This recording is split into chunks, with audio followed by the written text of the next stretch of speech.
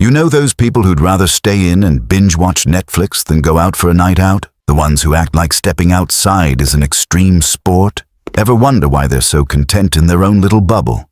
It's not laziness, it's actually a lot more complex than that. What does it really mean when someone loves staying at home? Today, we're exploring the psychology behind people who love staying at home. We often hear that introverts prefer staying in, but what's really going on in their minds? Are they avoiding the world, or is there something deeper, like emotional well-being and control, at play? Could it be that staying home is actually about self-care, not isolation? What if the people who stay in are simply creating an environment where they feel safe, understood, and at peace? Let's dive in. For many people, staying at home isn't about avoiding others, it's about control. When you're at home, everything is familiar. You decide the music, the temperature, and even what you'll wear. It's a space where there's no judgment, no surprises, and in a world full of chaos and uncertainty, having control over your environment can be incredibly soothing. In fact, psychologists have found that our surroundings play a huge role in our mental well-being. For these people, their homes are a sanctuary, a place to recharge without the external demands of social interaction. It's their own safe space to be themselves, without worrying about what anyone else thinks. But here's the twist. Could the preference for staying home also be linked to a fear of social rejection or even anxiety?